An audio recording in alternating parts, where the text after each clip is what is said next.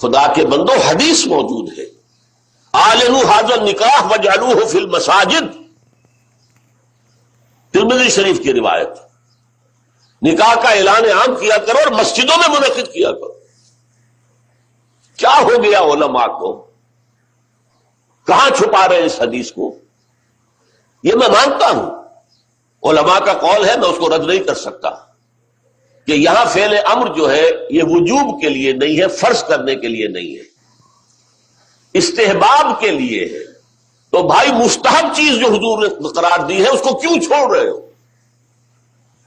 دنیا کے ہر معاملے میں ہے جستجو کے خوب سے ہے خوب تر کہاں، اور اس معاملے میں آپ مستحب مان رہے ہیں، حضور کا قول موجود ہے پھر قبول نہیں کر رہے۔ اور پوری حدیث میں ایک ٹکڑا اور بھی ہے، وَاضْرِبُوا عَلَيْهِمْ مِنَ الدُّفُوفِ، اور نکاح کے موقع پر دف بجایا کرو۔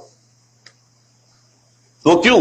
اعلان عام کے لیے، کوئی اور ذریعہ تو تھا نہیں، لاؤڈ سپیکر تو تھا نہیں، کوئی دعوتی کارڈ تو آپ چھاپ نہیں سکتے تھے، چھاپنے کا سوال ہی نہیں، اخبار نہیں کہ اس میں اطلاع شائع کرا دیں۔ اعلان عام کیسے ہوگا؟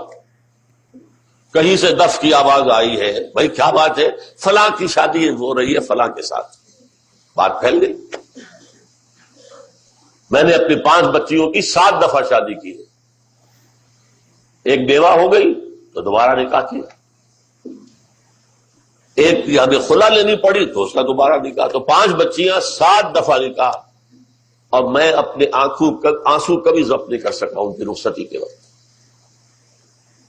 اور میں صرف یہ کرتا تھا، کوئی کارڈ بھی نہیں، اخبار میں چھوٹا سا اشتہار کہ میری بچی کا نکاح ہے فلاں وقت فلاں جگہ، جو تشریف لا سکتے سر آنکھوں پر دعائے خیر میں شریک ہو جائیں، نہ آ سکتے ہو اپنی جگہ دعائے خیر دیں، بس ختم۔ کوئی دف بجانے کی اب ہمیں ضرورت نہیں رہی۔ تو اعلنوا ھذا النکاح واجعلوہ فی المساجد، اعلان عام کیا کرو اور مسجدوں میں رکھا، اس پر تو ہم عمل کر سکتے ہیں۔ اس کا میں واقعہ آپ کو سنا دوں۔ میں نے یہ تحریک شروع کی تھی چیریٹی بگنز ایٹ ہوم جب میرے سب سے چھوٹے بھائی کی شادی کا موقع آیا 1973 میں۔ سرگودے ہمیں جانا تھا، 4 آدمی ہم گئے تھے، جن میں سے ایک ہماری والدہ تھی، اور وہاں مسجد میں نکاح، اور ہم نے وہاں کوئی دعوت عام کہہ دیا تھا کہ ہرگز نہیں ہوگی۔ ہم لاہور سے آ رہے ہیں، آپ کے گھر میں بیٹھ کے مہمان ہوئے، کھانا کھا لیں، کوئی وہاں دعوت عمومی نہیں ہوگی، نکاح مسجد میں ہوگا۔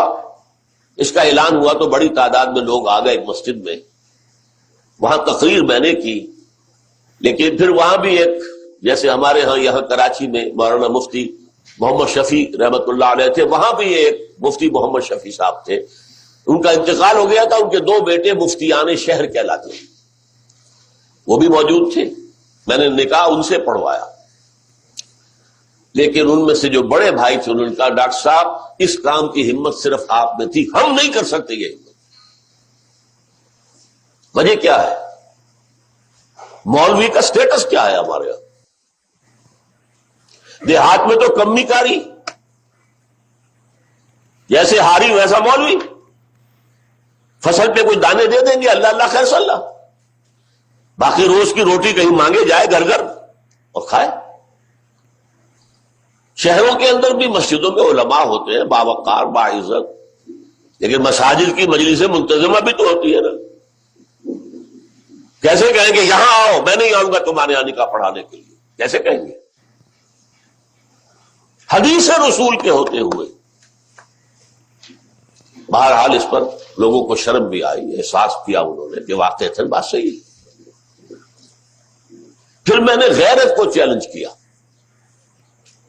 دیکھو عیسائیوں میں اب تک یہ رسم موجود ہے، انہوں نے اپنے چرچ اور پادری کی یہ عزت برقرار رکھی ہے کہ شہزادی کی شادی ہو یا شہزادے کی ہو چرچ میں ہوگی۔ کوئی پادری ان کا بغل میں کتاب دبا کر بیٹھا ہوا انتظار نہیں کرے گا کہ عصر کا وقت تھا نکاح کا، بیٹھے مولوی صاحب ابھی بارات نہیں آئی، بیٹھے بیٹھے سوکھ رہے ہیں۔ وہ پہلے 30 40 50 روپے مل جاتے تھے، اب 300 400 500 مل جائیں گے، اور کیا ہوگا؟ اور وہاں کیا ہوتا ہے؟ شہزادہ یا شہزادی چرچ میں آؤ، پادری کے سامنے کھڑے ہو کر ایجاب و قبول کر. بہرحال چرچ کی یہ حیثیت آج تک ہے، ہمارے یہاں نہیں، ختم. مولوی کا نہ مقام اور نہ اس کی حیثیت. تیسری بات میں نے یہ عرض کی کہ دیکھیے نکاح سے ایک نئے خاندان کا وجود آپ کے معاشرے میں ہوگا. اللہ اولاد دے گا، ایک خاندان وجود میں آئے گا. اس خاندان کے لیے دعا کی جاتی ہے، اے اللہ اس نکاح میں دین و دنیا کی سعادت اور برکات عطا فرما. وہ دعا کا ماحول ہوتا ہے.